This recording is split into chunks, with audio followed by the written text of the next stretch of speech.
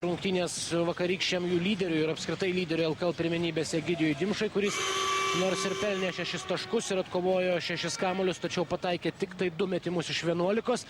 Tačiau šiandien sėkmingai lyderio vaidmens imasi kiti Nevėžio krepšininkai. Visų pirma, Mantas Simonavičius ir Rolandas Alijevas, abu surinkę po 10 taškų per pirmasias 20 minučių. Ir Šiaulių komandos trenerių patarimai savo komandos žaidėjams bei Šiaulių ekipos aistruolių tribūna, įsitaisiusi antrajame Siemens Arenos aukšte ir aišku, savaime suprantama, laukianti dar vieno bronzinio savo komandos žaidėjų finišo. Ar tai įvyks ir ar tai leis padaryti šiandien kol kas labai solidžiai rungtyniaujantys Nevėžio krepšininkai, mes pamatysime. Bet kuriuo atveju jie kol kas atsilieka pagal 2 taškus, tačiau taikliau meta 3 taškus.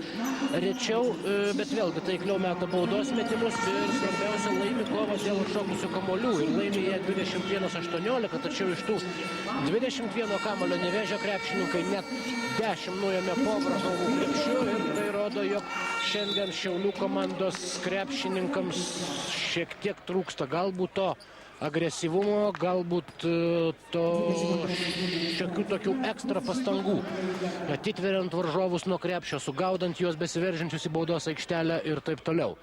Egidijus Dimša prie baudų metimo linijos. Taiklus pirmasis baudos metimas, 7-asis jo taškas, kol kas visas 3 baudas šiandien pataikė Egidijus Dimša ir beje, jis vienintelis jas ir metė savo komandoje. Ir 4-asis taip pat taiklus, 41-37, vėl plus 4 taškai Nevėžio naudai prasidėjus 3-ajam kėliniui. Mažasis finalas rungtynės dėl bronzos medalių, dėl 3-osios vietos.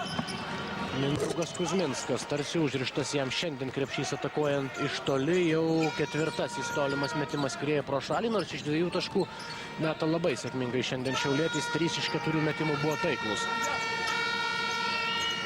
Rolandas Alijevas vėl pamirštas ties 3 taškų linija, dabar atleidžia varžovams šią klaidą. Vienas iš Nevėžio komandos rezultatyviausių krepšininkų šios dienos rungtynėse, sužaidus minutę, kol kas rezultatas nepasikeitė, tie patys 4 taškai, kuriais pirmauja Nevėžis. Surengęs vieną sėkmingą ataką ir pataikęs 2 baudos metimus. Ir vėl laimi kovą po krepšiu. Kėdainių krepšininkai. Mantas Simonavičius. Pamatęs, jog prieš jį buvo gerokai mažesnis Derikas Lau, pabandė sužaisti vidurio puolėjo vaidmenyje. Nepavyko tik tai kamuolio jam pasiųsti. Rolandas Alijevas išmuša kamuolį už aikštės ribų, o čia dabar jau skėšė rankomis ne tik Kastytis Kundratas, bet ir Darius Šilinskis. Netaiklus buvo jo metimas. Galbūt ir užfiksuotos varžovo pražangos norėjo dabar Kėdainių komandos nariai. Tačiau vėlgi štai čia dabar atsilygina Darius Šilinskis savo varžovui, toks beveik stovintis blokas tiesiog. Štai taip jau ant žemės nusileidęs uždengė varžovo išmetamą kamuolį Darius Šilinskis. Deividas Gailius iš už užtvaros atitrūkęs, atsipalaidavęs, pataiko dar kartą Deividas Gailius, jau 3-asis jo tritaškis. Jis tampa rezultatyviausių krepšininkų Šiaulių komandoje, surinkęs 9 taškus. Ir skirtumas tik tai 1 taškas. 41-40. Darius Šilinskis iš toli, tačiau netaikliai. Ir Egidijus Dimša atkovoja kamuolį, bei jam per rankas žiebė Deividas Gailius, kuris čia pat atsiprašo savo varžovo. Netyčinė pražanga, tiesiog tas noras išvengti metimo iš po krepšio. Čia atrodo per metančią ranką gavo dabar Egidijus Dimša, iki tol jisai visas 4 baudas pataikė. Ir kaip jau minėjau, ir toliau lieka vieninteliu Nevėžio krepšininku, kuris turėjo galimybę mesti baudas šiandien. Ir štai dabar pirmoji skrieja pro šalį. Galbūt tai yra ir tos skausmingos pražangos pasekmė. Tačiau tos pasiekmės nebuvo ilgalaikės. Antrasis baudos metimas taiklus. Nevėžis vėl priekyje 2 taškais. 42-40. Išskyrus keletą epizodų antrajame kėlinyje, kuomet minimalę ar 2 taškų persvarą turėjo Šiauliai. Jie šiandien visą laiką priversti yra vytis priešininkus. Derikas Lau dabar vėl sugrąžina 1 taško persvarą Šiauliams tritaškių metimu. 43-42. Jį, Grafą ir Deividą Gailių šiandien labiausiai turėtų prižiūrėti Nevėžio komanda. Gerai ginasi dabar Mindaugas Kuzminskas, išmušdamas kamuolį varžovui iš rankų ir tuo pačiu atkovodamas jį savo ekipai.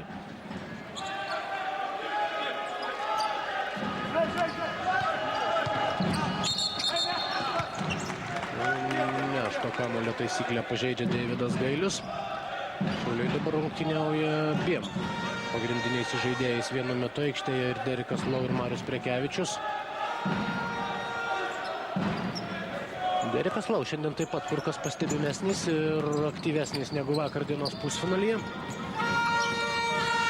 Marius Gvazdauskas suspėjo išmesti kamuolį, kuris taip šokinėjo ant lanko ir krenta į krepšį. O tai reiškia dar 3 taškus. Nevėžio komandai 45-43. Marius Prekevičius paliktas ties 3 taškų liniją, surizikuoja gindamiesi Nevėžio krepšininkai ir ta rizika pasiteisina. Nepataiko, būdamas beveik laisvas Šiaulių komandos gynėjas. O dabar štai perdavimas po krepšiu ir atsitvėręs nuo savęs Kuzminską Egidijus Dimša pelno savo komandai 11 tašką. Na, gerėja ir jo pataikymų procentas, gerėja ir jo asmeniniai rodikliai. Ir vėl Nevėžis turi 4 taškų atsargą. 3 minutės ir 35 sekundės sužaista po didžiosios pertraukos. Kol kas jokių radikalių permainų rungtynių eigoje neįvyko. Ir toliau buvo vienas epizodas, kuomet minimalią persvarą buvo įgiję Šiauliai, tačiau trumpai jie džiaugiasi ir vėl tas tradicinis ir bene populiariausias 4 taškų Nevėžio komandos pranašumas. Mantas Simonavičius meta šiandien dažnai iš toli ir reikia pasakyti, kad dažnai ir pataiko. Iš 8 metimų jau 3 buvo taiklus. Mantas Simonavičius su 13 taškų dabar trumpam palieka aikštę, būdamas rezultatyviausiu Nevėžio krepšininku, ir Antanas Sireika prašo minutės pertraukėlės.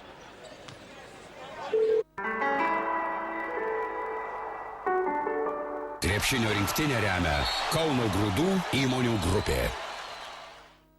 Vankuverio žiemos olimpinės žaidynės per Lietuvos televizijos 2 kanalą. Rytoj 22:05. Ledo ritulio tiesioginė transliacija. Rusija, Čekija.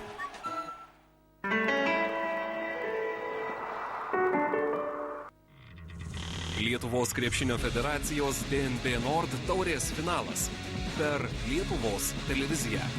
Didysis krepšinis, 4 komandos, 4 intriguojančios dvikovos ir tik 1 nugalėtojas. Finalinės rungtynės Lietuvos Rytas, Žalgiris. Šiandien 18:30. Tiesiogiai tik per Lietuvos televiziją.